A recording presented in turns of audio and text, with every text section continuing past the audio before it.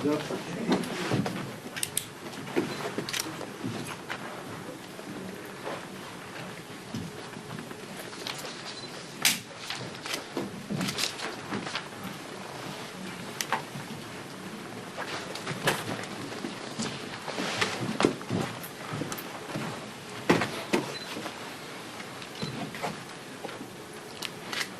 morning, everybody.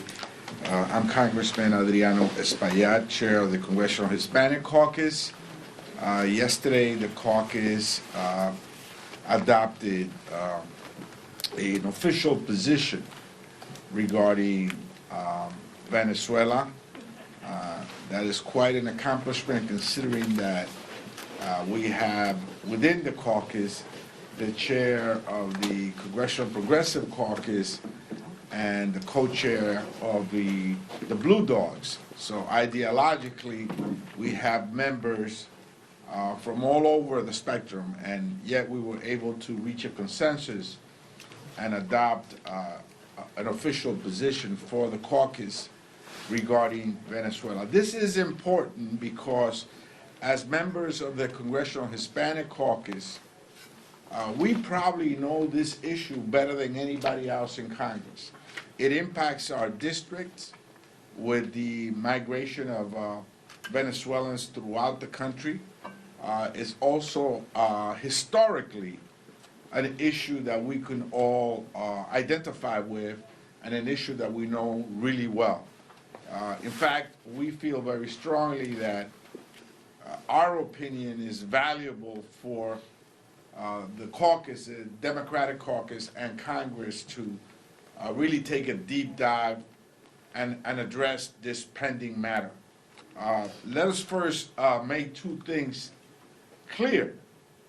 First one is that Nicolas Maduro was not a legitimate president of Venezuela. We know what happened during the elections.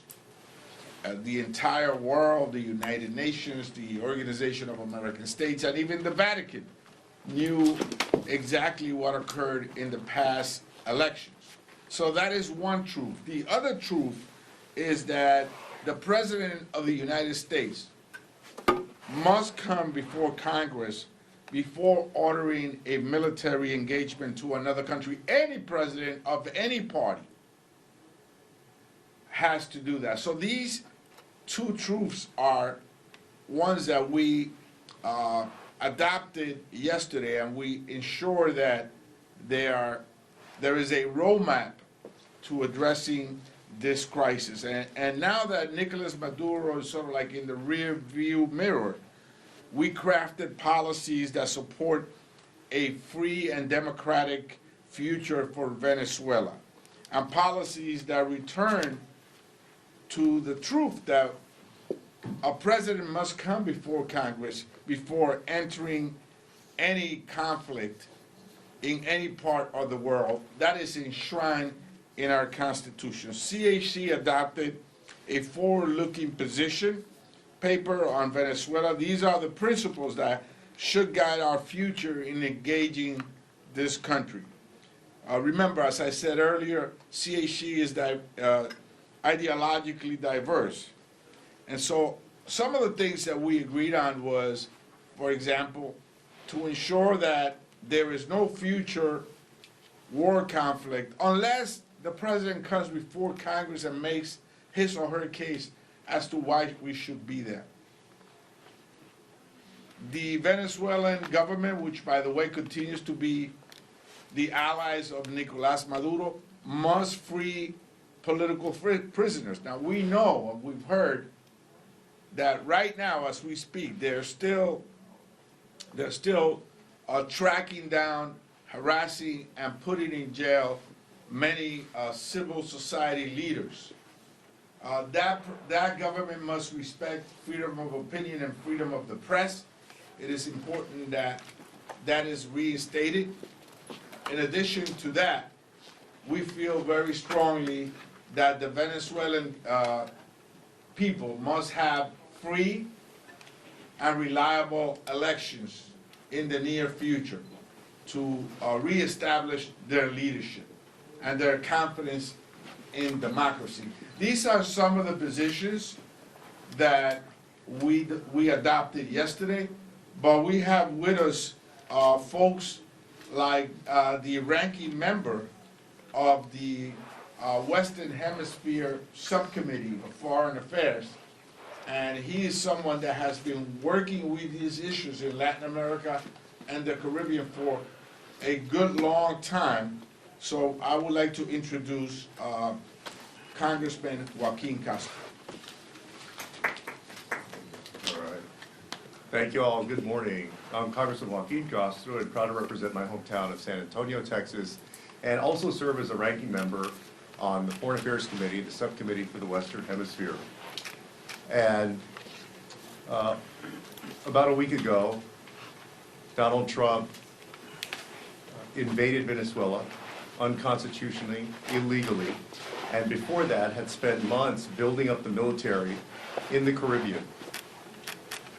When we were briefed in December, we asked point blank, I asked specifically of Secretary Rubio, whether the administration would come to Congress to ask for authorization for any kind of land strikes or land invasion. He said at the time that there were no plans to do so, and that they would come to Congress for anything that required an AUMF. They obviously did not. I have great concerns for both the American people and the Venezuelan people.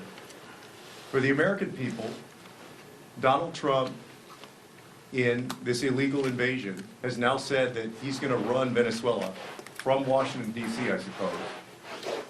He's using the language of forever war.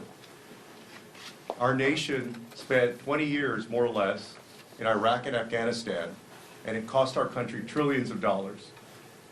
The president has now said that beyond Venezuela, that he may take over Greenland, may take military action in Colombia, in Mexico, and a few other countries.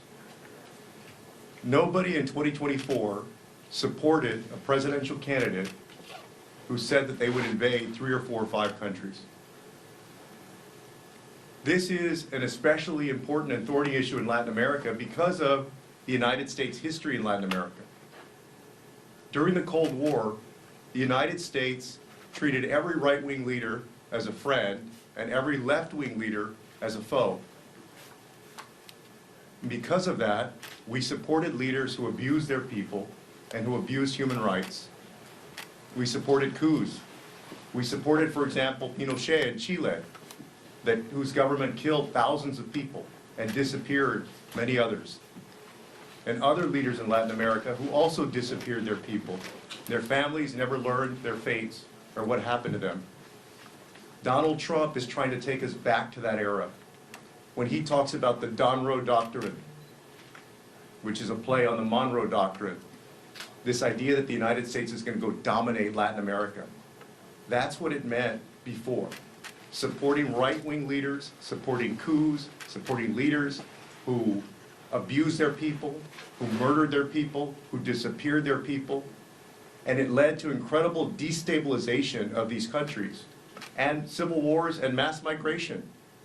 And that's part of the reason that you had so many folks come to the United States from places like Central America and South America, not just the United States, but migrate to other countries as well. So when we hear Donald Trump talk about this kind of 21st century imperialism, that's what's at stake, is a destabilization and a migration. Now, throughout this, we have seen that there are many Venezuelans and Venezuelan Americans who are quite happy that Nicolas Maduro is no longer in power. And they're right to be happy. And we don't blame them at all. We understand. Nicolas Maduro was not a good leader. Nicolas Maduro abused his people. Nicolas Maduro did not win the last presidential election. But Nicolas Maduro simply being gone doesn't guarantee the safety, the security, or a democratic society in Venezuela. And my deep concern right now is that Donald Trump's foreign policy is make Trump rich. That he's acting not in the best interest of the American people or even the Venezuelan people, but in the best interest of Donald Trump, in an attempt to enrich a small circle of cronies and potentially family members. And at this point, based on what he's done around the world, I wouldn't be surprised if 5 or 10 years from now, we see that people who are close to Donald Trump, his cronies, have made millions and billions of dollars off of the industries in Latin America and other countries that Donald Trump may try to invade. Unfortunately, that's where we are right now in the United States of America.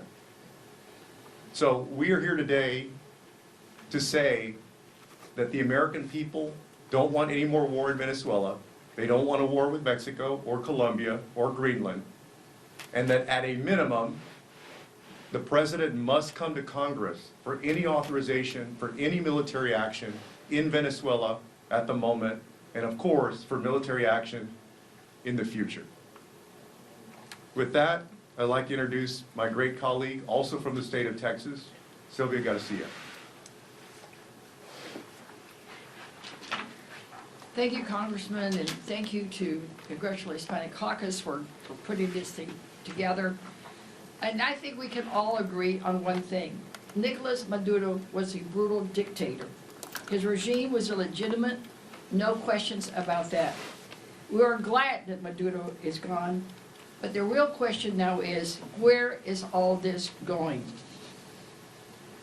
He's talking about running Venezuela for years. He was asked in a New York Times interview that I heard this morning on a podcast, you know, how long will it be? And he just said, as long as it takes. He was never specific. Then they asked him, well, what guides you? You know, is it international law, and he said, no, it's my own morality. Which just means he doesn't feel like he has to answer to anyone but to himself. He is openly discussing oil interests to access Venezuela's reserves. This has always been about the oil. To me, this does not sound like someone who has really thought things through or is really thinking about law enforcement, as they say. This is about building an empire for himself, his family, and his cronies. And while the White House is focused on running another country, Americans are running out of money here at home. Healthcare costs are out of control. Child care costs are out of control. Rent is rising. Grocery bills are going up. Families need relief. But what does this administration focus on instead? Another costly conflict nobody wants except Trump's billionaire buddies who asked for it. Imagine he called his billionaire buddies in the oil and gas industry to give them a heads up that he was doing this, but not the elected members of Congress. A president who ignores Congress, laws, and most importantly, the will of the American people, in my mind, is a dictator. The world is watching. Again, they're asking, where is all this going? Who will be next? Our allies are raising alarms that this type of unilateral use of force is setting a very dangerous precedent. So today I stand with the thousands of Venezuelans in my district, and I'm always mindful that one of our suburbs, Katy, is no longer called Katy, it's actually called Venezuela, because there are so many Venezuelans in Katy. This administration cannot claim to protect Venezuelans on one hand and then turn around to rescind TPS status for hundreds of thousands seeking asylum and protection. TPS status was fought for and established to offer relief to Venezuela's severe political, economic, and humanitarian crisis. And these people did the right thing.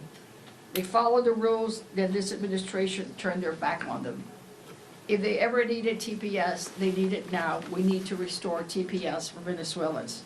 We need Congress as an equal branch of government to fulfill its responsibility and keep its check on this out-of-control president. We need to reassert Congress's role in decisions of war and peace.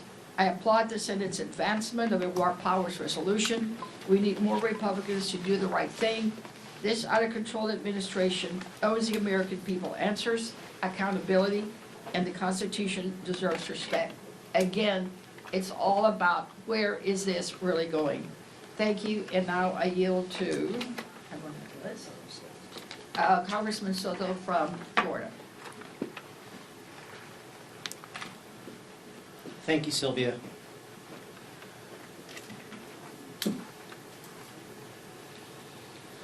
In Central Florida, we have many Venezuelan Americans and refugees. Central Floridians celebrated together when Maduro was captured. He was a violent dictator that stole his recent election. But many were surprised when one dictator was replaced by another. Even worse, the Trump administration canceled TPS, temporary protective status, and many Venezuelans are still being deported. The administration talked about asylum, yet they're deporting people from the courthouse and not respecting asylum claims. We oppose further military action without congressional authorization, and you'll hear that throughout from all the CHC. The current U.S. oil embargo must be used to ensure free and fair elections as soon as possible. Congress must continue to put pressure on the administration towards this goal. The Hispanic Caucus stands in solidarity with the Venezuelan people, and we will work towards a free Venezuela once again. Brevemente en español. En mi distrito, en Florida Central, nosotros tenemos muchos americanos de herencia venezolano y refugiados. Nosotros celebramos juntos cuando Maduro estuvo capturado. Él era un dictador violento quien robó su elección.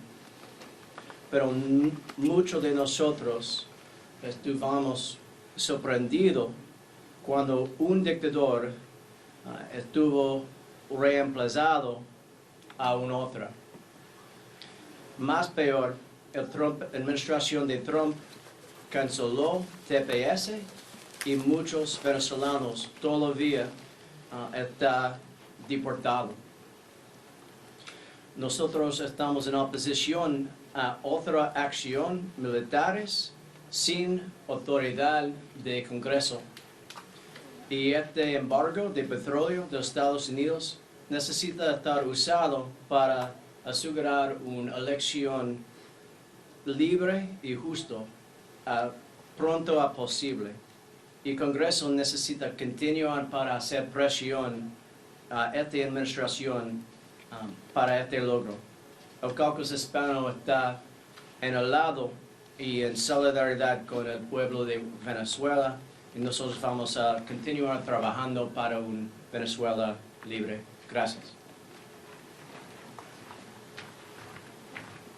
Good morning. I want to thank the chairman and all my colleagues on CHC for bringing us here today and the work that we've done on Venezuela to put this policy together. I want to join my colleagues in saying that we can keep a couple of truths separate. Nicolas Maduro was a brutal dictator. We have an extremely capable and talented military intelligence community. We want to see a democratic path for the people of Venezuela. Those things can all be true, but we have to look at what this administration has done. They set up this military action first by talking about narco-terrorism. That's no longer part of the conversation. Second, they've now made it clear that this is about oil extraction in Venezuela. And for the future of Venezuela, well, today at the White House, oil executives are going to be meeting with the president to discuss Venezuela's future. Not pro-democracy leaders, not the families of political prisoners, not faith leaders from Venezuela who are very vested and concerned about what the future of Venezuela looks like. Oil executives from the United States who will be working with the Maduro regime. So simply because we've extracted Maduro clearly does not mean that the United States government, our president, our Secretary of State, our Secretary of Energy, are not working with the Maduro regime, the same brutal set of leaders who have oppressed the Venezuelan people for far too long. So when they say that we are going to govern Venezuela, that is a very difficult and problematic proposition.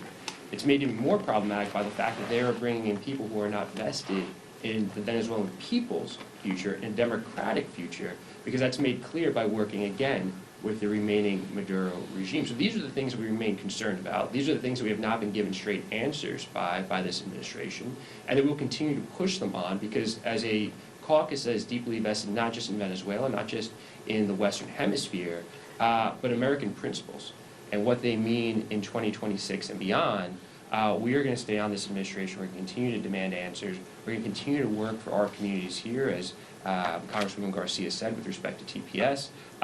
There's a lot of work to do. We're going to do that work together, and I'm proud that the CHC is leading that effort. With that, I'd like to call my good friend, colleague, Gil Cisneros. Thank you, Rob. I am Congressman Gil Cisneros. I represent California's 31st District in the San Gabriel Valley of California. I'm also a Navy veteran, former Undersecretary of Defense for Personnel Readiness at the Department of Defense, and I'm honored to be here with my colleagues today to call out the President's actions in Venezuela. The Constitution is clear. Only Congress, not the President, has the power to authorize any military action. The pursuit of military intervention and regime change without any concrete plan on how to address this instability now created within Venezuela is ludicrous. I know because I served in our military. I worked in the Pentagon. This is not how America prioritizes its national security. Our service members are not pawns to be played with so Trump can get his hands on Venezuelan oil. But let's be honest, that is really what this action has been about from the beginning. This whole time, it's been about oil. Hell, Trump even gave his oil crony friends a heads up to this action before he even talked to members of Congress. Again, Trump is showing the American people that this is not about keeping the American people safe or combating drug traffickers. If it was, he wouldn't have pardoned one convicted drug trafficker while capturing another. The American people deserve transparency. But Trump, Hegseth, and Rubio are hiding from accountability, and they need to publicly testify about their future plans because time and time again, they have lied to members' faces in public and in closed-door briefings about and the country deserves to know the truth. I'm deeply disturbed by the President's unilateral actions in this highly contentious attacks in another country, and I stand firmly against sending America into another endless war over oil. We cannot allow the President or this Trump administration to unconstitutionally and recklessly keep playing with our national security. The American people deserve more. And with that, I'd like to turn it over to my friend from Arizona, Representative Grajal. Thank you all for being here. I think what you've heard from every member is that the CHC is united in this statement that we need transparency, we need accountability, and we need an administration that's going to work with Congress. These unilateral actions are not making our democracy safer, not making our nation safer, not helping anyone here. We appreciate the fact that Maduro was a dictator. That is not a contested issue. The issue that we have to deal with is not just what's happening in Venezuela. What is the game plan? What are we going to move forward to? But the implication that this is just the first of many other efforts that the United States is going to get involved in other countries. So this is not about humanitarian issues. It's not about drug issues and narco-trafficking. It's not about that. It's about petroleum. It's about profits for this administration and their friends, and we deserve better as a nation. Thank you. I want to thank all the members that have worked on developing these position statements.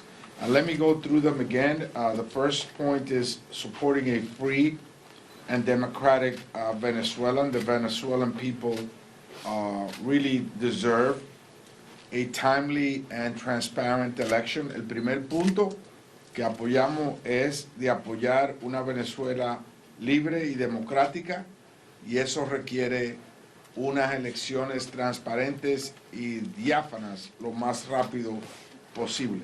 The second point is supporting congressional oversight and requirement authorization before any further military intervention. And we've heard from our members speak about that. we feel very strongly that any president from any party must adhere to that constitutional provision. Nosotros, el segundo punto es apoyar y asegurar que la autorización de cualquier acción militar de cualquier presidente, no obstante el partido, venga a través del Congreso como está estipulado en el artículo número 1 de nuestra Constitución. The third point is humanitarian protection at home and abroad and economic stability for Venezuela and the region. And of course, that includes extending TPS for Venezuelans. It is mind-boggling to think that Venezuelans that oppose the government, that are here in the United States today, may go back while the Maduro government is still in place.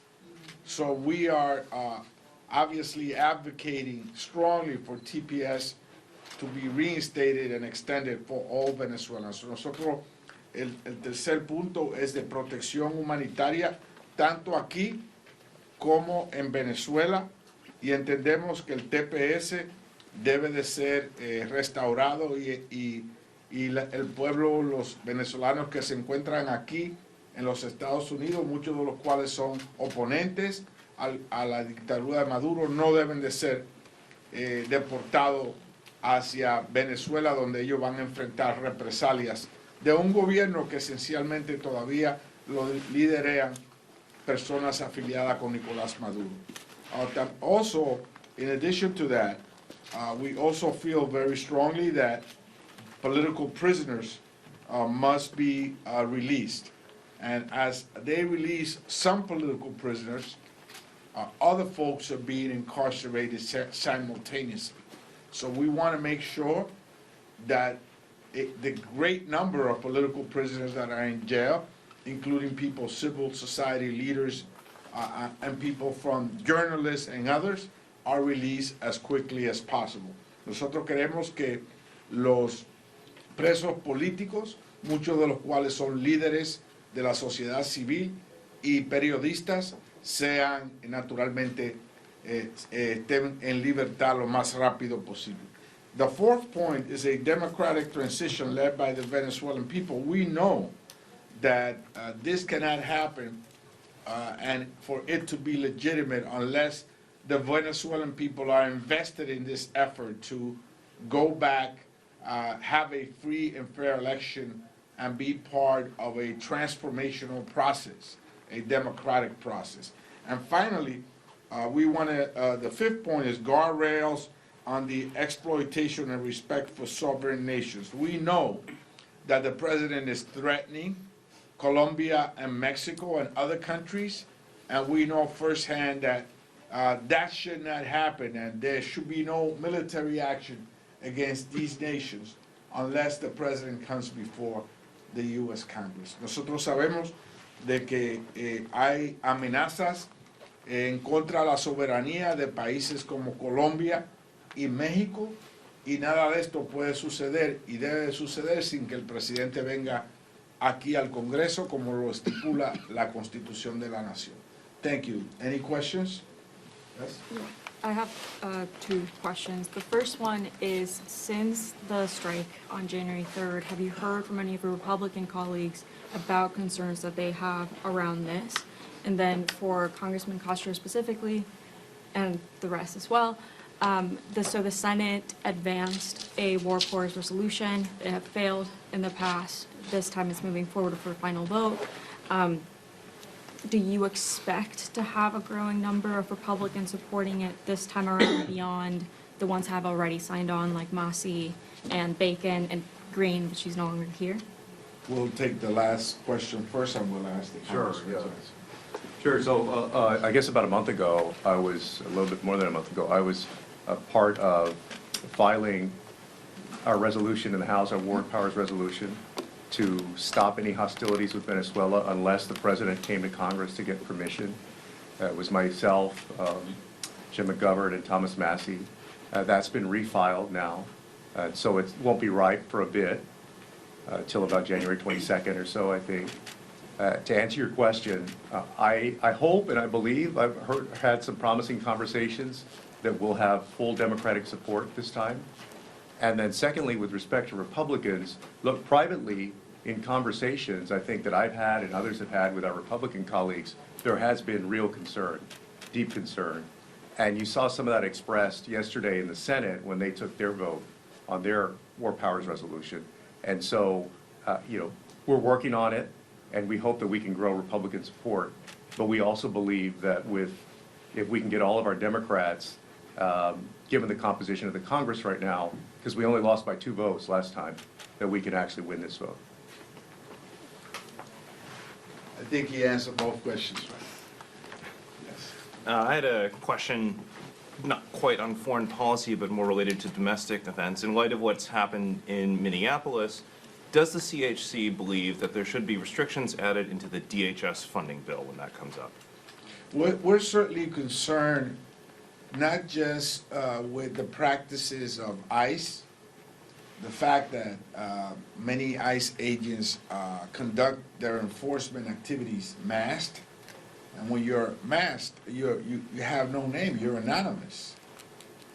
And so this is troubling to us, that law enforcement, in this case ICE, knocks on someone's door while they're masked and their identity is anonymous. We feel that this is a practice that not only is troubling, but that it will also contribute to a growing distrust between law enforcement in general and our population. You don't see our local police departments act in that fashion.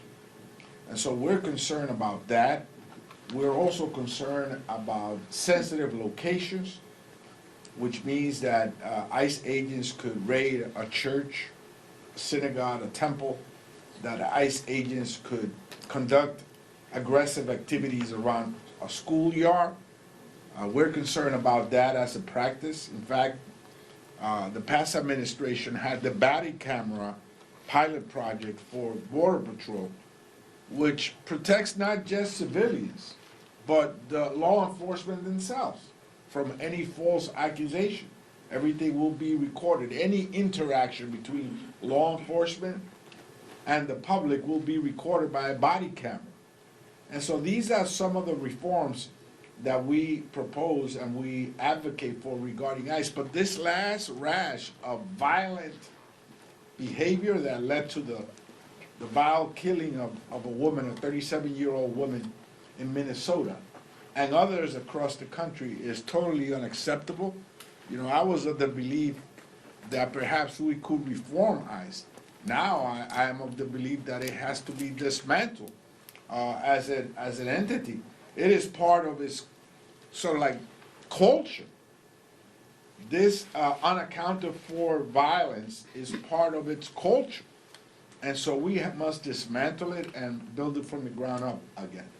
I don't know if my colleagues want to weigh in.